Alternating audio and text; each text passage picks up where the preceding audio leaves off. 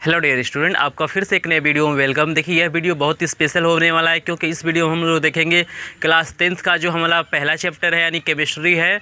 जो पहला चैप्टर है उसका हम लोग क्या करेंगे, बहुत ही बेहतरीन ढंग से हम क्या करेंगे, रासायनिक अभिक्रिया के प्रकार को हम लोग समझेंगे। हम लोग इसके पहले हम लोग जो पार्ट 1 था ये हमारा पार्ट 2 है। पार्ट 1 में हमने क्या किया, आपको रासायनिक समीकरण से जुड़ी जितनी भी जानकारियाँ थे सभी चीज़ें आपको क्या किया है, प्रोवाइड कर दिया है। मैं उसमें पूरी तरह से बता दिया हूँ कि संतुलित रासायनिक समीकरण लिखने का क्या तरीका होता है, यस क्या होता है, उसमें AQ क्या होता है, आपका L क्या होता है, सारी चीज़ें उसमें बता दिया हूँ। अभिकारक क्या होता है, उत्पाद क्या होता है, कैसे परमाणुओं की संख्या को बराबर किया जाता है, रासायनिक समीकरण को कैसे संतुलित किया जाता है। यदि उस पार्ट को आप नहीं देखे हैं तो डिस्क्रिप्शन में आपको लिंक मिल जाएगा, उस पर जाके आप उस पार्ट को अगर इच्छुक है तो देख सकते हैं। मैं इस वीडियो में चूँकि समीकरण बता दिया हूँ और मेरा पार्ट का नाम है, देखिए फ्रेंड्स क्या नाम है पार्ट का, रासायनिक अभिक्रियाएं और समीकरण। तो मैं समीकरण को ऑलरेडी बता चुका हूँ पार्ट 1 में। ये मेरा है पार्ट नंबर 2 है फ्रेंड्स, पार्ट क्या है 2 है।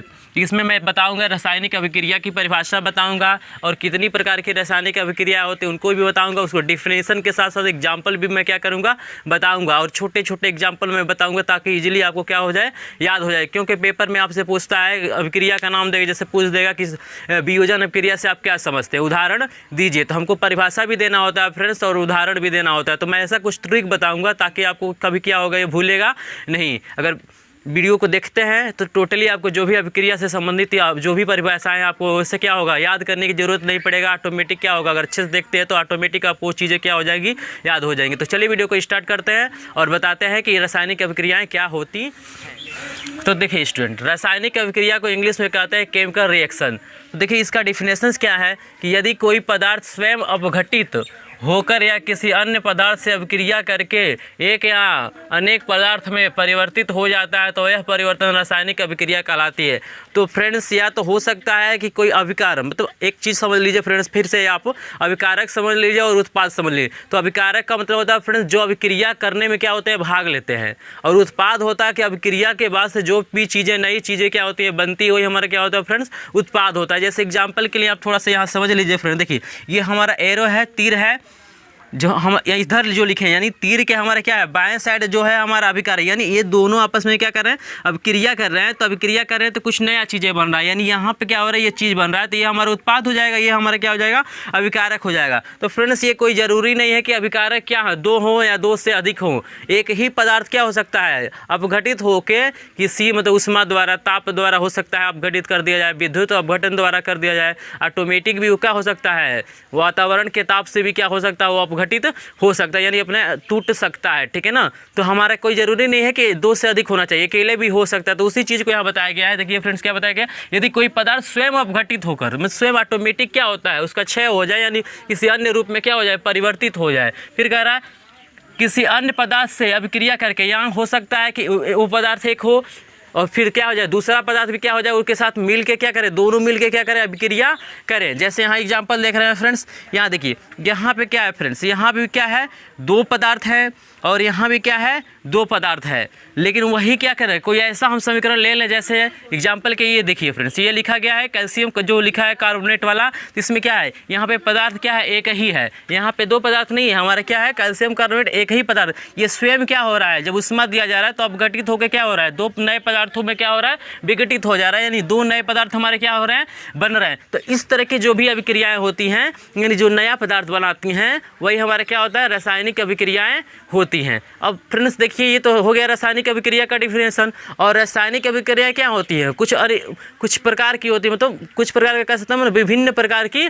होती है। तो हम लोग सारी अभिक्रियाओं के प्रकार देखेंगे। जैसे इसमें आपको मिलेगा देखने के लिए फ्रेंड्स, इसी वीडियो में आपको मैं बताऊंगा कि संयोजन अभिक्रिया क्या होता है, वियोजन क्या होता है, उष्माक्षेपी क्या होता है, उष्माशोषी क्या होता है। फिर मैं आपको बताऊंगा फ्रेंड्स अपचयन उपचयन भी बताऊंगा, बहुत अच्छी तरह से उसको भी बताऊंगा।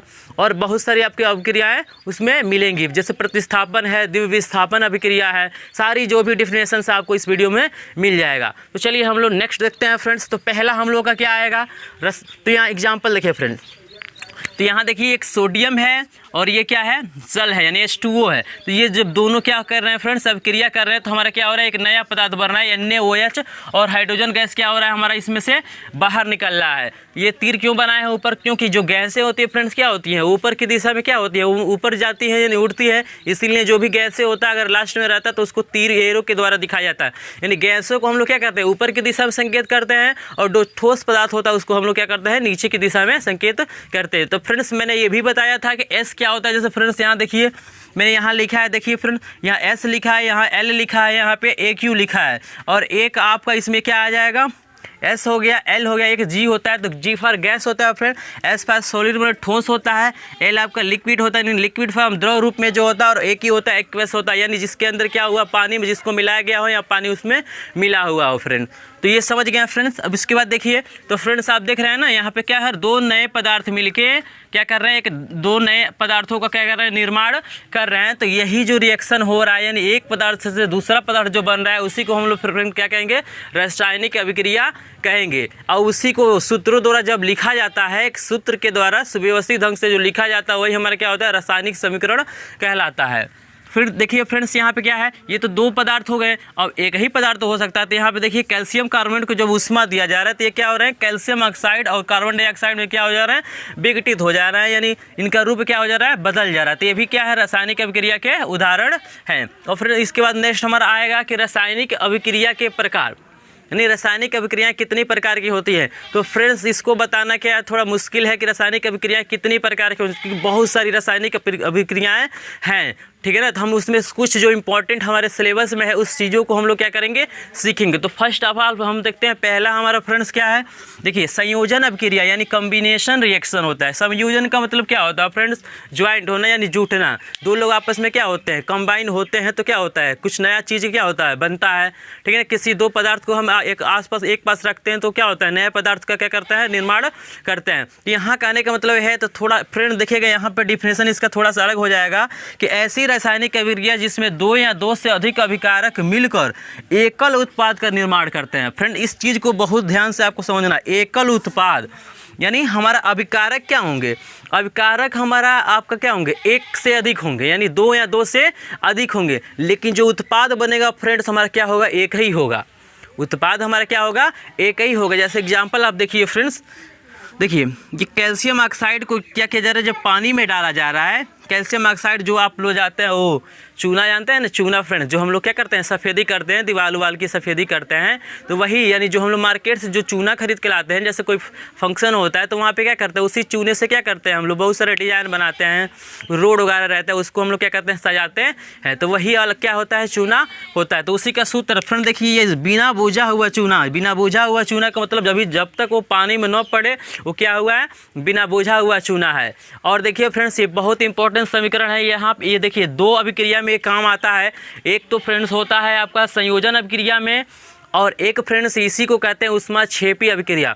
यदि ऊष्माक्षेपी अभिक्रिया का परिभाषा भी पूछेगा तो हम क्या करेंगे, इसी को हम लोग क्या सकते हैं, लिख सकते हैं। तो बेहद ही इंपॉर्टेंट क्वेश्चन है। ऊष्माक्षेपी अभिक्रिया का मतलब परिभाषा मैं यहाँ बता दे रहा हूँ, आगे भी मैं क्या करूँगा, डिस्कशन इस पर करूँगा। तो देखिए ऊष्माक्षेपी अभिक्रिया का मतलब होता है फ्रेंड्स कि ऐसी अभिक्रिया जिसमें क्या होता है, ऊष्मा का निर्माण होता है, यानी जिसमें ऊष्मा यानी गर्मी हीट क्या होता है, जनरेट होता है। आप जानते हैं फ्रेंड्स, हो सकता है आप अनुभव किए हों कि जब चूने को क्या किया जाता है, पेंट करना होता है, तो किसी बाल्टी वगैरह में क्या करते हैं, पानी भर के उसको क्या करते हैं, जब चूने को उसमें डालते हैं तो क्या होता है, चूना पूरा खौलने लगता है, उसको आप छुएंगे तो आप हाथ ऐसा लगेगा कि जल जाएगा, इतना हीट रहता है उसमें, यानी उसमें से क्या होता है फ्रेंड्स, ऊष्मा निकलता है, ठीक है ना। जब तक वो चूना वैसे है तो उसमें नहीं होगा हीट, लेकिन वही पानी में डाल देंगे तो क्या होगा, पूरा पानी ही क्या हो जाएगा, गर्म हो जाएगा, यानी जिसमें से ऊष्मा निकले वही हमारा क्या है, ऊष्मा क्षेपी अभिक्रिया है, ठीक है ना फ्रेंड। ऊष्माशोषी बिल्कुल इसका अपोजिट होता है, जिसको हम लोग आगे डिस्कशन करेंगे। तो सबसे पहले फ्रेंड्स हम देखते हैं संयोजन। तो देख रहे हैं ना फ्रेंड्स, तो यहाँ देखिए फ्रेंड्स हमारा क्या है, अभिकारक देखिए एक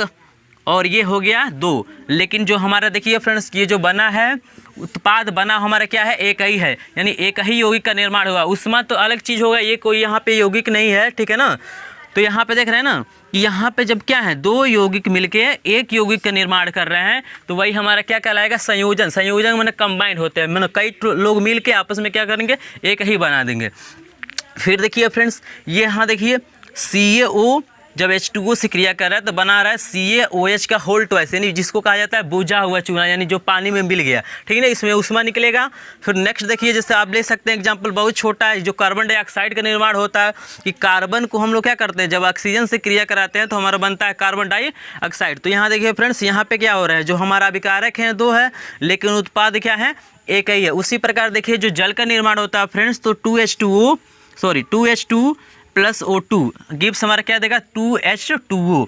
तो फ्रेंड्स ये भी देख रहे हैं ना, 2 अभिकारक हैं और उत्पाद हमारा क्या बन रहा है, 1 बन रहा है। तो इजीली इसको क्या कर सकते हैं, आप लर्न कर सकते हैं, यानी अभिकारक क्या हो, 2 से अधिक हो और उत्पाद क्या हो, 1 ही हो। तो ऐसी ही हमारी अभिक्रियाएं क्या कहलाती हैं, संयोजन अभिक्रियाएं कहलाती है। बहुत बार ये एग्जाम में प्रश्न पूछा भी गया है और सबसे बड़ा दिक्कत होता है विद्यार्थियों को एग्जाम्पल देना। तो मैं यहाँ पे 3 से 4 एग्जाम्पल यहाँ पे दूंगा, उदाहरण दूंगा, ताकि एक न याद हो पाए तो दूसरा आपको जरूर याद हो जाए। तो फ्रेंड इजीली हम इसमें क्या कर सकते हैं, कार्बन डाइऑक्साइड का तो याद ही कर सकते हैं, इसमें कोई दिक्कत नहीं है। फिर आपको यहाँ पे जल का जो निर्माण है इसको भी आप क्या कर सकते हैं, इजीली याद कर सकते हैं। तो चलिए नेक्स्ट हम लोगों ने संयोजन अभिक्रिया को देख लिया है। नेक्स्ट हम लोग देखेंगे फ्रेंड्स वियोजन अभिक्रिया और हम लोग देखेंगे प्रतिस्थापन अभिक्रिया। एक एक करके सारे हम लोग क्या करेंगे, अभिक्रियाओं को देखेंगे। देखिए वीडियो पसंद आएगा तो एक बार लाइक कर दीजिएगा, शेयर कर दीजिए, सब्सक्राइब कीजिए, क्योंकि नए चैनल को थोड़ा सपोर्ट की ज़रूरत होती है। यदि सब सपोर्ट करते तो आपको बेहतर से बेहतर क्या किया जाएगा, नॉलेज प्रोवाइड किया जाएगा। तो एक बार अगर आपकी इच्छा हो तो एक बार चैनल को सब्सक्राइब कर दीजिएगा, लाइक कर दीजिएगा और सपोर्ट कर दीजिएगा। चलिए नेक्स्ट हम लोग देखते हैं फ्रेंड्स, हमारा नेक्स्ट है वियोजन अभिक्रिया का एक और नाम है फ्रेंड, देखिए इसका होता है अपघटन अभिक्रिया, इंग्लिश में कहते हैं डिसोसिएशन रिएक्शन। तो देखिए फ्रेंड इसमें क्या होता है कि संयोजन जो अभिक्रिया का बिल्कुल अपोजिट होता है। संयोजन में क्या होता था फ्रेंड, दो से अधिक पदार्थ मिलकर एक पदार्थ बनाते थे, इसमें इसका अपोजिट हो जाएगा। वियोजन में आपका क्या हो जाएगा, एक पदार्थ रहेगा, अभिकारक एक रहेगा, वो टूट के क्या हो जाएगा, यानी कि चाहे अभिक्रिया करके वो क्या होगा, एक या एक से अधिक क्या करेगा, एक नहीं होगा, उसमें क्या होगा, एक मतलब 2 से अधिक क्या करेगा, पदार्थों को बना देगा। 2 या 2 से अधिक पदार्थों को क्या करेगा, वो बनाएगा। जैसे देखिए फ्रेंड्स यहाँ पे एग्जाम्पल देखिए, देख रहे हैं ना, यहाँ पे क्या है, एक ही अभिकारक है और ये अभिक्रिया किया तो क्या कह रहे हैं, दो क्या कह रहा है, हमारा पदार्थ बना रहा है। यहाँ भी देखिए अभिकारक 1 है, उत्पाद क्या है, 2 है। अभिकारक 1 है, उत्पाद क्या है, 2 है। लेकिन फ्रेंड्स इसमें थोड़ा परिभाषा को हम लोग देखते हैं, साइंटिफिकल क्या होता है कि ऐसी अभिक्रिया जिसमें कोई यौगिक किसी विशेष कारण से, इस चीज़ को विशेष ध्यान रखना आपको, विशेष कारण से 2 या 2 से अधिक छोटे छोटे अणुओं में टूट जाता है तथा उस परिस्थिति के हटाते ही पुनः अपनी अवयी संयोग करके मूल यौगिक बना लेता है। तो देखिए इसको उत्क्रमणीय अभिक्रिया भी कहते हैं, मतलब ऐसी अभिक्रियाएं जो रिवर्स काम करते हैं, यानी जो हमारा क्या है वहाँ पे विशेष कारण है, यानी कारण में हमारा क्या हो सकता है, ताप हो सकता है, दाब हो सकता है, उष्मा हो सकता है, आपका वैद्युत हो सकता है। इस कारण से क्या होता है, यौगिक में क्या होता है, परिवर्तन होता है, यानी अभिक्रियाएं करती हैं। जैसे ही उस कंडीशन को हटाएंगे वो पुनः क्या हो जाएंगे, अपनी अवस्था में आ जाएंगे। जैसे एग्जांपल आप देख सकते हैं फ्रेंड, जैसे हम रबर को क्या करते हैं, खींचते हैं, रबर को क्या करिए, खूब जोर से खींचिए तो क्या होता है, पूरा आपका फैल जाएगा। लेकिन फिर छोड़ दीजिए तो क्या हो जाएगा, वापस क्या हो जाएगा, उस पर बल हटा दीजिए, वापस उसी अवस्था में आ जाता है। तो इसी प्रकार ये भी होती है, जब तक क्या उस पर जो बाह्य कारक हम उस पर क्या कर रहे हैं, बाह्य कारक दे रहे हैं, उस कारक को जैसे ही हटा देंगे, उसके प्रभाव को हटा देंगे, पुनः क्या हो जाएंगे, उसी अवस्था में यहाँ पे ये तो डिफिनेशन हो गया। इसका एग्जाम्पल में देखिए फास्फोरस, ये क्या है, पेंटाक्लोराइड, 5 है तो पेंटाक्लोराइड, 3 है तो यहाँ पे क्या करेंगे, ट्राइक्लोराइड। तो यानी फास्फोरस जब पेंटाक्लोराइड को हम जब उष्मा दे रहे हैं तो ये हो जाए हमारा फास्फोरस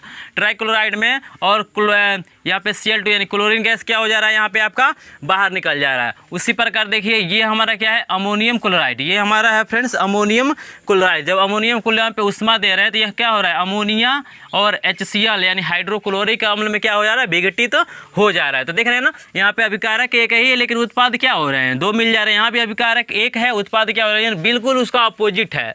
जो संयोजन अभिक्रिया होता है उसका अपोजिट क्या होता है, वियोजन अभिक्रिया। उसी प्रकार देखिए हमारे क्या है, जो सोडियम नमक का जो सूत्र है सोडियम क्लोराइड, इस पे जब क्या किया जा रहा है, विद्युत संयोजन ये दिया जा रहा है, मतलब इलेक्ट्रिक दिया जा रहा है, तो ये क्या हो जा रहा है, अपने आयनों में टूट जा रहा है, सोडियम अलग हो जा रहा है और क्लोरीन क्या हो जा रहा है, अलग हो रहा है। तो इजीली आप इसको समझ गए होंगे। एग्जाम्पल आपको लिख दिया हूँ मैं, 2-3 लिख दिया हूँ, कोई भी एग्जाम्पल आप पेपर में लिख सकते हैं। लेकिन देखिए ये जो तीर बनाया गया है उत्क्रमणीय अभिक्रिया का चिन्ह है, ये बता रहा है कि जैसे ही उसमें खत्म करेंगे पुनः अपनी अवस्था में आ जाएंगे। तो आपको क्लियर होगा फ्रेंड। चलिए नेक्स्ट देखते हैं, बहुत इंपॉर्टेंट, बहुत बार क्वेश्चन पूछा हुआ है, प्रतिस्थापन अभिक्रिया और इसी को देखिए, प्रतिस्थापन को ही क्या कहते हैं हम, विस्थापन अभिक्रिया भी कहते हैं। प्रतिस्थापन का ही नाम क्या है, विस्थापन अभिक्रिया। तो देखिए यहाँ पे प्रतिस्थापन एक होता है, चाहे उसे कहिए विस्थापन कहिए, एक होता है द्वितीय विस्थापन। तो आगे इसको हम लोग डिस्कशन करेंगे द्वितीय विस्थापन का। पहले हम देखते हैं प्रतिस्थापन या विस्थापन अभिक्रिया क्या होता है। इसको इंग्लिश में कहते हैं डिस्प्लेसमेंट रिएक्शन।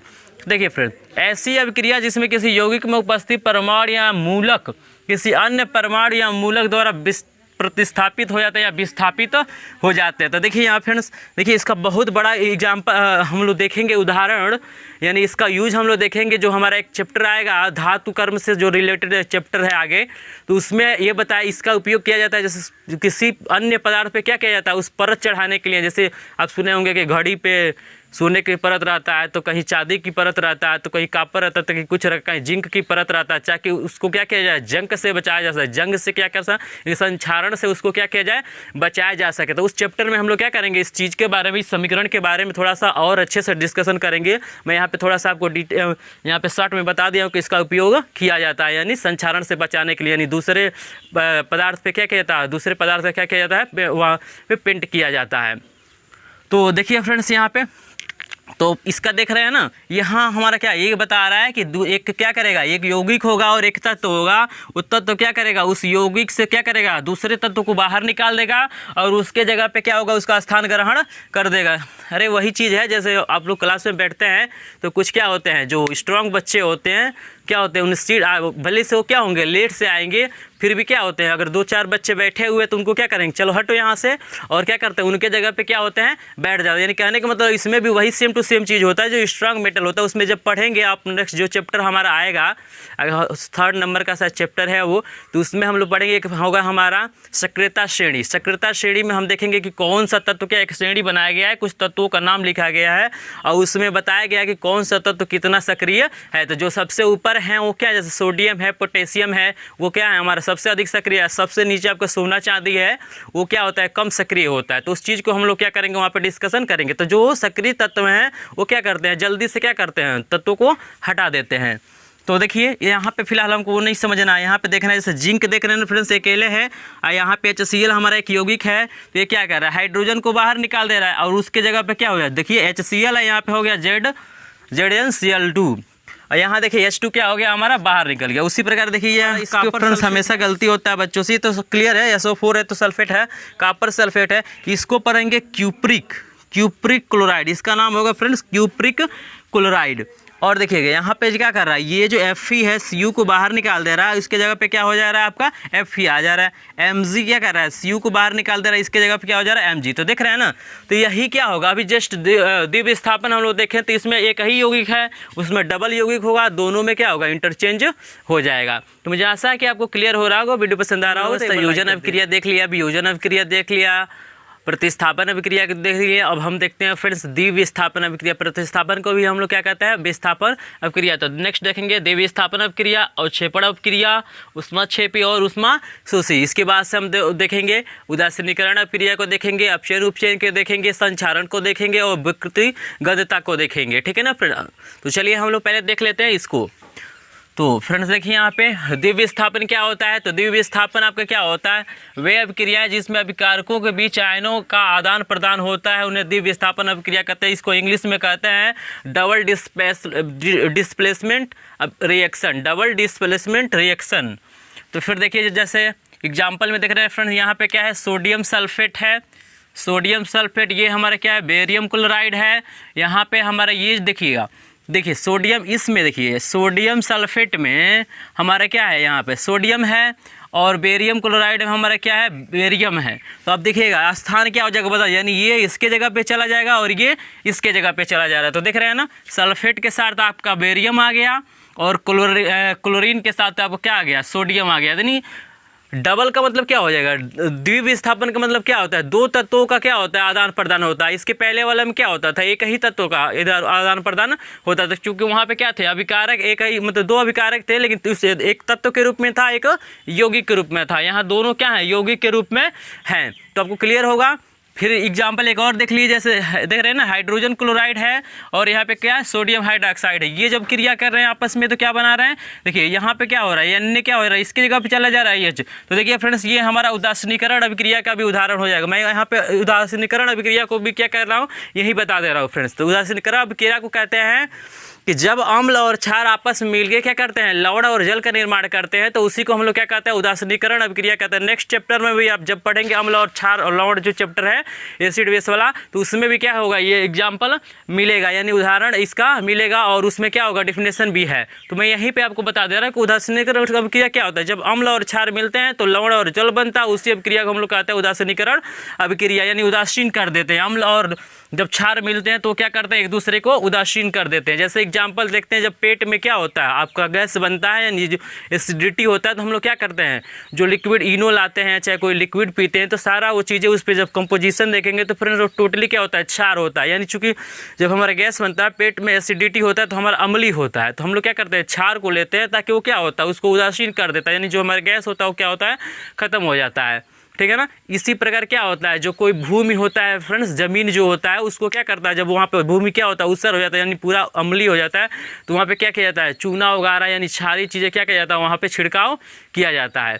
तो यहाँ देखिए उदासीनीकरण अभिक्रिया का उदाहरण है। तो देखिए HCl हमारा अम्ल है और NaOH हमारा क्या है क्षार। आगे हम लोग डिस्कशन करेंगे अम्ल किसे कहेंगे क्षार किसे कहेंगे। तो फिलहाल यहाँ पे ये समझ लीजिए जिसमें H होगा H+ आयन होगा वो हमारा अम्ल होगा, जिसमें OH होगा हमारा क्या होगा क्षार होगा। तो ये अम्ल और क्षार मिल रहे हैं तो हमारा NaCl आप जानते हैं नमक होता है, साधारण नमक का सूत्र है। ये पानी का देख रहे हैं ना, कभी भी किसी भी आप अम्ल को और क्षार को मिलाएंगे तो हमेशा क्या होगा कोई लवण बनेगा और एक क्या बनेगा जल बनेगा। तो यहाँ पे देखिए ये देखिए बेहद इंपॉर्टेंट है। आप देखिएगा ये हमारा क्या है द्विविस्थापन अभिक्रिया का भी उदाहरण हो गया और ये हमारा उदासीनीकरण अभिक्रिया का भी उदाहरण हो गया। उसी प्रकार फ्रेंड्स जो हमारा ये है पहला वाला वो द्विविस्थापन अभिक्रिया का भी उदाहरण है और अवक्षेपण अभिक्रिया का भी क्या है उदाहरण है। तो दोनों देखना बेहद इंपॉर्टेंट समीकरण ये भी है, दोनों क्या डबल मतलब डिफिनेशन के लिए हमारा क्या हो जा रहा है यूज हो जा रहे हैं। तो देखिए अवक्षेपण अभिक्रिया क्या होता है, जब दो विलयनों के बीच रासायनिक अभिक्रिया के फलस्वरूप किसी श्वेत ठोस पदार्थ का निर्माण होता है तो ऐसी अभिक्रिया को क्या करते हैं अवक्षेपण, या शॉर्टकट में इसको लिख सकते हैं कि ऐसी अभिक्रिया जिसमें अवक्षेप प्राप्त होता है।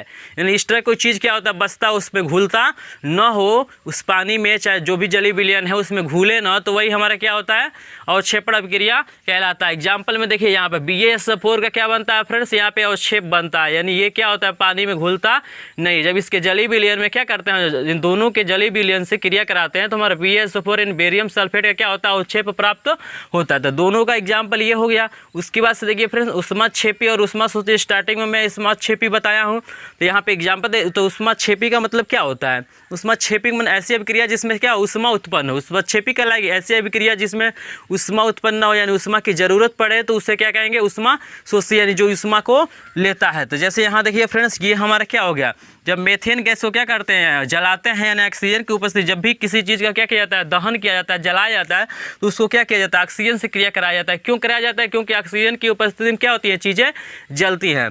तो देखिए यहाँ मेथेन गैस को क्या करते हैं जब जलाते हैं तो हमारा क्या होता है कार्बन डाइऑक्साइड मिलता है और पानी मिलता है और हमें होता है ऊर्जा मतलब उष्मा के रूप में क्या होता है ऊर्जा प्राप्त होता है। उसी प्रकार फ्रेंड्स आप जानते होंगे कि हमारे शरीर में कुछ भी हम खाते हैं तो एट लास्ट क्या होता है वो ग्लूकोज में ही बदलता है, यानी ग्लूकोज ही क्या करता है हमारे शरीर में ऊर्जा प्रदान करता है। या ग्लूकोज का ही क्या होता है जब ऑक्सीजन से क्या होता है जो हमारा उससे वो क्या बोलते हैं हीमोग्लोबिन होता है जो उसमें उपस्थित ऑक्सीजन होता है उससे जब क्रिया करता है तो वही क्या होता है हमें ऊर्जा प्रदान करता है, तभी हम लोग क्या करते हैं सारे अपने कामों को आसानी से करते हैं। तो कोई लास्ट प्रोसेस जो होता है भोजन पचने के बाद से तो वो कुछ लास्ट में क्या बनाता है ग्लूकोज ही बनाता है, ग्लूकोज ही क्या होता है ऑक्सीजन से मिलकर हमें ऊर्जा प्रदान करता है। तो फ्रेंड देखिए ये आगे की चैप्टर है हम लोग जब पढ़ेंगे बायो तो उसमें आएगा ये सब। तो देखिए तो यहाँ देख रहे ना ये ग्लूकोज का सूत्र है, ग्लूकोज जब ऑक्सीजन से क्रिया कर रहा है तो कार्बन डाइऑक्साइड बना रहा है और जल बना रहा है और हमें क्या कर रहा है ऊर्जा प्रदान कर रहा है। फिर देखिए उष्माशोषी का यहाँ पे मैंने लिख दिया है उदाहरण। उष्माशोषी का क्या हो जाएगा फ्रेंड, देखिए N2 और O2 जब क्रिया करेंगे तो इसमें उष्मा की ज़रूरत पड़ती है तो यही क्या यानी अभिकारक की तरफ जब ऊष्मा जोड़ेंगे, अभिकारक की तरफ जब ऊष्मा जोड़ा रहेगा तो हमारा क्या होगा, ऊष्मा शोषी हो जाएगा। और उत्पाद की तरफ जब ऊष्मा रहेगा तो क्या होगा, ऊष्मा छिपी हो जाएगी। तो इजीली इस ट्रिक से क्या कर सकते हैं, इसको याद कर सकते हैं, ठीक है ना फ्रेंड्स। और देखिए ये हमारा टोटली हो गया। इसके बाद से हम लोग देखेंगे फ्रेंड, नेक्स्ट देखते हैं उदासीनीकरण। तो मैं आपको बता ही दिया, अपचयन उपचयन बेहद इंपॉर्टेंट। हम लोग लास्ट में आ गए और लास्ट में हम लोग देखते हैं कुछ महत्वपूर्ण हेडिंग है। जैसे देखिए अपचयन और उपचयन, यानी अपचयन को ही हम लोग कहते हैं अवकरण कहा जाता है। और देखिए उपचयन को हम लोग क्या करते हैं, ऑक्सीकरण करते हैं। बेहद इंपॉर्टेंट है, ये भी क्या होता है एग्जाम में हमेशा पूछा जाता है। जैसे देखिए अपचयन या अवकरण किसे कहते हैं, कह रहे हैं जब किसी अभिक्रिया में किसी पदार्थ में, यानी ऐसी किसी रासायनिक अभिक्रिया में किसी पदार्थ में ऑक्सीजन का ह्रास हो या हाइड्रोजन का क्या होता है योग होता है, उसे अपचयन कहते हैं। यानी ऑक्सीजन क्या हो जाए, निकले वहाँ से थोड़ा सा क्या हो जाए, वो अलग हो जाए, या हाइड्रोजन क्या हो जाए, जुड़ जाए, दोनों है, दोनों कंडीशन है। देखिएगा ऑक्सीजन का ह्रास होना चाहिए या हाइड्रोजन का क्या होना चाहिए, योग होना चाहिए। कोई जरूरी नहीं कि दोनों हो सकता है, तो दोनों जो हो जाता है उसी को रेडॉक्स अभिक्रिया कहते हैं। तो फ्रेंड्स यहाँ देखिए, जैसे पहला वाला जो हमारा समीकरण देख रहे हैं CuO में CuO + H2 गिब्स लिखा गया है Cu + H2। तो यहाँ देखिए हमारा क्या हो रहा है, ऑक्सीजन यहाँ पे फ्रेंड्स क्या हो रहा है, ऑक्सीजन यहाँ से क्या हो रहा है, बाहर निकल रहा है। यहाँ क्या है Cu के साथ यहाँ क्या हो गया, हमारा ऑक्सीजन यहाँ से निकल गया, यानी ऑक्सीजन का क्या हो रहा है, ह्रास हो रहा है। इसीलिए ये जो अभिक्रिया है वो क्या होगा, इसमें कौन सी अभिक्रिया होगी, तो अपचयन अभिक्रिया होगी। यहाँ देखिए हाइड्रोजन का योग हो, तो यहाँ देखिए हाइड्रोजन यहाँ अलग है और यहाँ पे आई के साथ यानी आयोडीन के साथ आके क्या हो गया, फिर इजीली मिल गया है। तो जहाँ पे क्या होता है वो मिलता है, योग होता है हाइड्रोजन का, जहाँ पे योग हो और ऑक्सीजन क्या हो जाए, ह्रास हो यानी बाहर निकले, तो उसी अभिक्रिया को हम लोग क्या कहते हैं, अपचयन या अवकरण अभिक्रिया कहते हैं। तो सेम टू सेम इसका अपोजिट होगा, उपचयन अभिक्रिया क्या होता है, इसी को ऑक्सीकरण कहते हैं। तो ऑक्सीकरण में जिसमें ऑक्सीजन जुटे और हाइड्रोजन का क्या हो, ह्रास हो। तो फ्रेंड्स यहाँ देखिए पहला में देख रहे हैं मेरा ऑक्सीजन यहाँ पे है और ऑक्सीजन आके यहाँ पे क्या हो जा रहा है, जुट जा रहा है, यानी इसका क्या हो रहा है, योग हो रहा है। तो योग हो रहा है तो हमारा क्या होगा, ऑक्सीकरण कहिए या इसको कहिए उपचयन अभिक्रिया। यहाँ देखिए दूसरे वाले में जो हमारा है हाइड्रोजन का क्या हो रहा है, यहाँ पे फ्रेंड्स देखिए ह्रास हो रहा है, हाइड्रोजन इसके साथ है, हाइड्रोजन क्या हो गया, यहाँ से निकल गया है। तो इसीलिए ये क्या हो रहा है हमारा, ये भी हमारा क्या है, ऑक्सीकरण या। तो फ्रेंड्स यहाँ देखिए ये हमारा क्या हो जाएगा, उपचयन अभिक्रिया हो जाएगा। और कुछ और हमारा क्या है हेडिंग है, जैसे संचारण है और विकृत गंधिता है। तो संचारण को समझ लीजिए, जब कोई धातु क्या होता है, नमी या वायु की उपस्थिति में क्या होता है, उस पर एक भूरे रंग या काले रंग का क्या होता है, एक क्या होता है पर्द जब चढ़ जाता है, तो उसी को हम लोग क्या कहते हैं, संचारण कहते हैं। यानी जो जंग लग जाता है उस पर क्या होता है, उसका जो सतह होता है उसमें परिवर्तन आ जाता है, तो उसी को हम लोग कहते हैं संचारण। इस क्रिया से बचने के लिए, संचारण से बचने के लिए उस पर क्या किया जाता है, पेंट लगाया जाता है, अन्य धातु के क्या किया जाता है, परत लगाया जाता है, ग्रिज लगाया जाता है। ये सब बहुत सारी चीज़ें क्या किया जाता है। ये अगले चैप्टर में भी क्या करना है, जो धातु अधातु वाला चैप्टर उसमें भी क्या करना है, हमको इसके बारे में डिटेल पढ़ना है। तो इसका आप हल्का सा क्या कर सकते, इससे बहुत नुकसान भी होता है। आप जानते ही हैं कि लोहे की जो वस्तुएँ रहती हैं, बड़े बड़े पुल हैं, उसको क्या करना पड़ता है, लाखों रुपए खर्च होता है सरकार का, उसमें क्या करना, उसको रिपेयरिंग करने में हर 4 साल 5 साल तक क्या उसको रिपेयरिंग करता है। अपने घरों में देखते हैं बढ़िया से बढ़िया क्या होते हैं, आप चीज़ें लेके आते हैं लोहे की, कुछ समय बाद क्या होता है, जंग लग जाता है, वो चीज़ें क्या होती है, खराब हो जाती हैं। फिर देखिए नेक्स्ट है विकृत गंधिता। तो देखिए इस पर क्या होता है, इसका परिभाषा नहीं पूछता है, इसको कहता है कि इससे निम्नलिखित पे टिप्पणी लिखिए। तो विकृत गंधिता क्या होता है, विकृत गंधिता मतलब होता है जो तैलीय पदार्थ होते हैं, तेल युक्त वसाई को जो पदार्थ होते हैं लंबे समय तक रख देंगे तो उन्हें क्या होता है, उसमें से गंध आने लगता है। तो उसी क्रिया को, जो गंध आने की क्रिया है, उसी को हम लोग कहते हैं विकृत गंधिता। देखिए इसको दूर करने के लिए क्या किया जाता है, इसको जैसे पैकेट में जो चिप्स आते हैं, जो पैकेट वाले नमकीन कुरकुरे इत्यादि आते हैं, तो आप देखते होंगे उसमें क्या होता है, भरा रहता है वो नाइट्रोजन गैस। क्योंकि नाइट्रोजन गैस क्या होता है, थोड़ा ऑक्सीजन से कम सक्रिय होता है, मतलब ऑक्सीजन से कम क्रिया, जितना ऑक्सीजन करता है उससे क्या होता है, नाइट्रोजन कम क्रिया, यानी कम सक्रिय है नाइट्रोजन, इसीलिए उसमें नाइट्रोजन गैस भरा रहता है। लेकिन लोगों को ऐसे माइंड में होता है कि क्या होता है, ये क्या पैकेट को फुला दे रहे हैं सब, मतलब बहुत बड़ा कर रहे हैं सब, उसमें सामान क्या कर रहे हैं सब कम दे रहे हैं। हम लोगों को माइंड में यही होता है। क्या आपके माइंड में भी ऐसी सोच थी, या कभी सोचते थे या सोचते हैं, तो कमेंट में एक बार जरूर बताइए। तो इस तरह से हमारा जो चैप्टर नंबर 1 है वो खत्म होता है। अगर कोई आपको अगर किसी टॉपिक पे वीडियो चाहिए, इसमें कोई टॉपिक छूट गया है, तो आप कमेंट में कर दीजिएगा कमेंट, मैं आप उस पर क्या करूँगा, वीडियो बना दूंगा। तो मिलेंगे आपसे फिर नेक्स्ट वीडियो में। वीडियो को लाइक कर दीजिए, शेयर कर दीजिएगा, सब्सक्राइब कीजिएगा। Thank you for watching.